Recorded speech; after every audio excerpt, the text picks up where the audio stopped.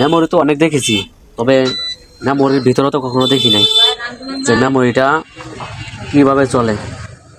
আর হচ্ছে মেমোরি মূলত হচ্ছে এক ধরনের আইসি।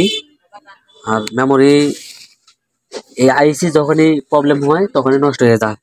যেমন আমাদের যে ফোন মেমোরিগুলো রয়েছে, ওই ফোন মেমোরি যদি কখনো ওভারলোড হয়ে যায় তখন ফোন চলে স্লো, ফোন হ্যাং হয়ে থাকে, অনেক স্লো চলে। আর ওইরকম কিন্তু মেমোরিগুলো যখন একদম ব্লক হয়ে যায় তখন মেমোরিগুলো জাম হয়ে যায়, স্লো চলে। ফোন মেমোরি যেভাবে তৈরি, এটা কিন্তু সেমভাবে একইভাবে তৈরি। ফোন মেমোরি জাম হয়ে গেলে ফোনটা স্টার্ট দিতে হয়, আর এই হাতের মেমোরি যদি জাম হয়ে যায় তখন মেমোরি ফরম্যাট দিতে হয়, কারণ দুইটাই হচ্ছে আইসি। হ্যাঁ, আমি অনেক মেমোরি দেখেছি, মেমোরি কখনো ভিতরটা দেখি নাই। মেমোরি কয় পার্টের তৈরি এটা আমি আজকে দেখে নেব। প্রথম যে আমি গ্যানিং দিয়ে সামান করে নিলাম, প্রথমটা হচ্ছে ফার্স্ট লেয়ার। প্রথমে হলো ফার্স্ট লেয়ার।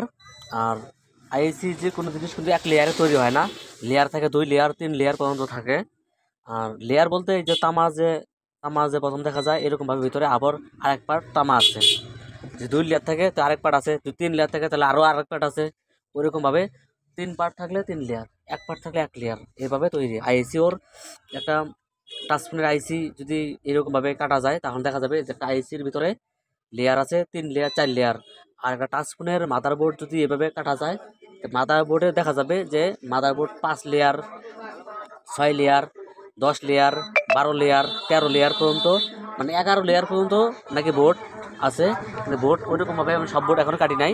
কিছু কিছু বোর্ডে পাওয়া গেছে 8 লেয়ার, 12 লেয়ার, 11 লেয়ার পর্যন্ত বোর্ড, মাদারবোর্ড তৈরি। আর এই মেমোরিটা কিন্তু 3 লেয়ারে হবে।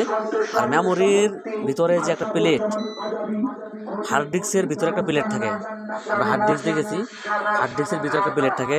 যে সিটিগুলো পাওয়া যায়, সিটি ডিস্কগুলো, এই ডিস্কগুলো যেরকমভাবে একটা প্লেটের মাধ্যমে তৈরি।